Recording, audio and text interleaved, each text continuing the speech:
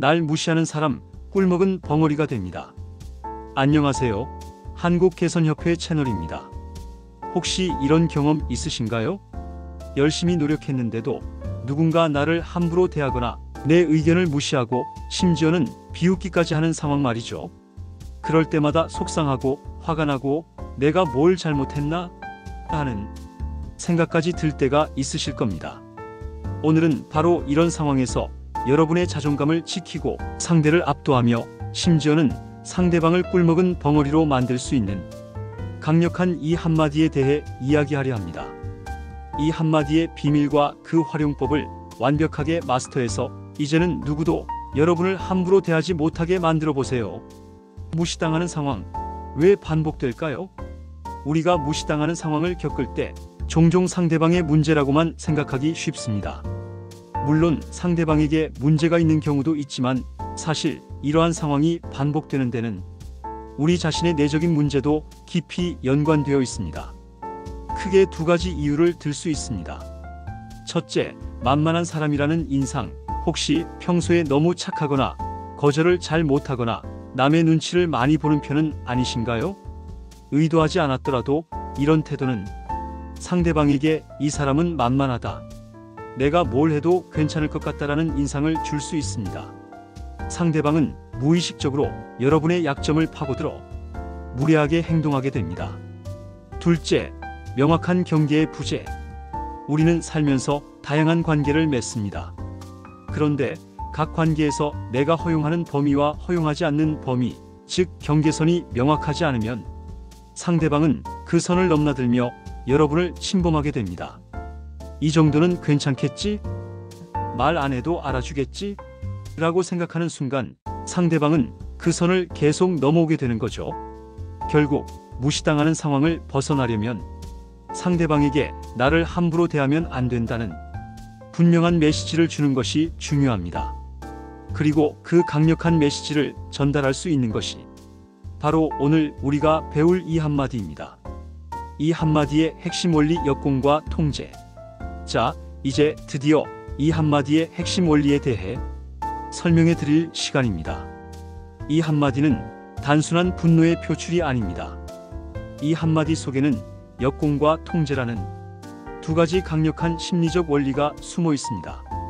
첫 번째 원리, 역공. 상대방이 나를 무시하는 행위는 일종의 공격입니다. 이 공격에 대해 우리가 할 수 있는 가장 효과적인 대응은 바로 역공입니다. 하지만 여기서 말하는 역공은 욕설이나 물리적인 다툼이 아닙니다.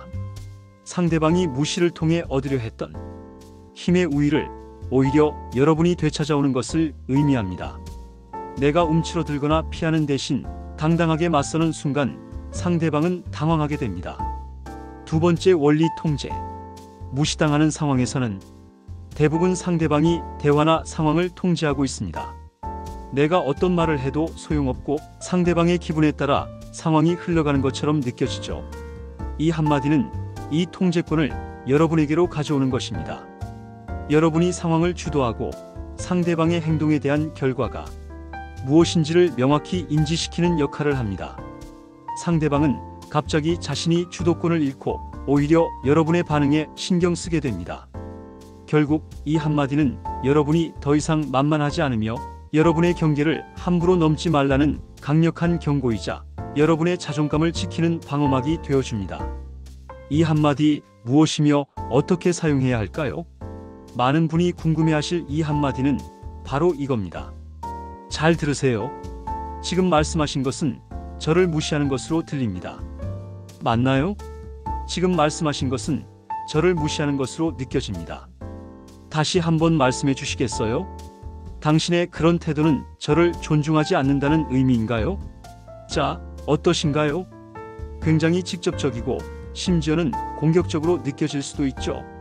하지만 이 한마디는 단순한 질문이 아닙니다. 상대방에게 명확한 해명을 요구하는 동시에 상대방의 행동이 무례했음을 정확히 지적하는 매우 강력한 무기입니다. 이 한마디를 사용할 때의 핵심 포인트 3가지.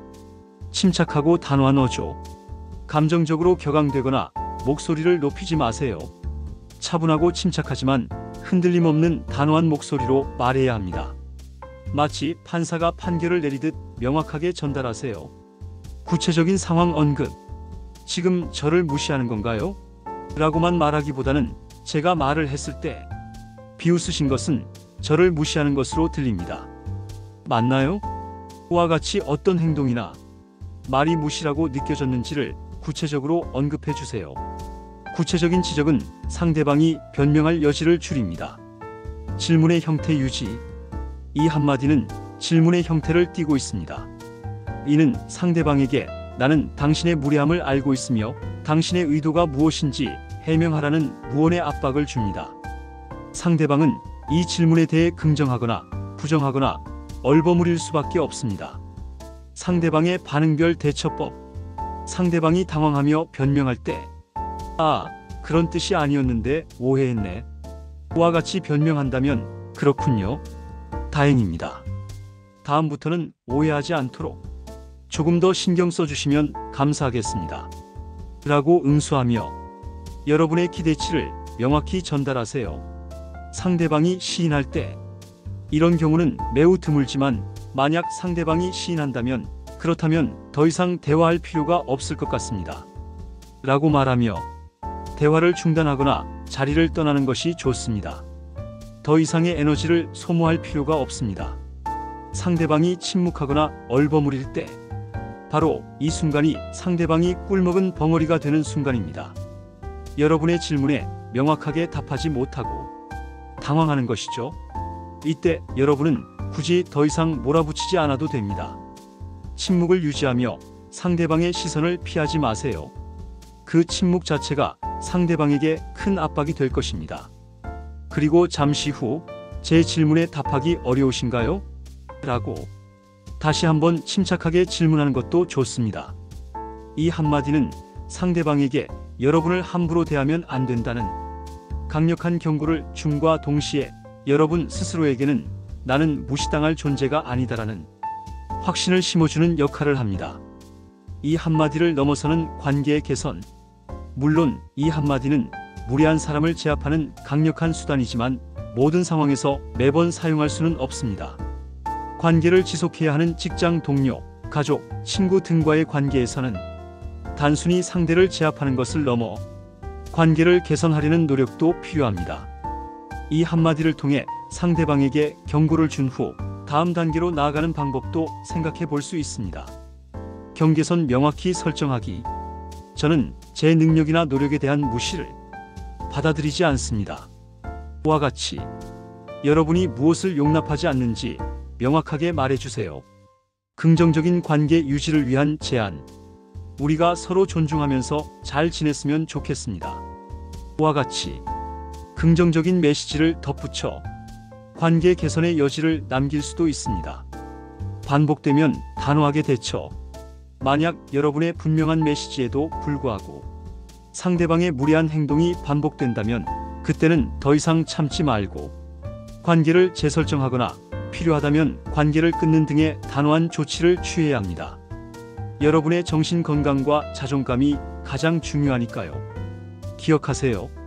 이 한마디는 여러분이 건강한 관계를 맺고 스스로를 존중하며 살아가기 위한 도구입니다.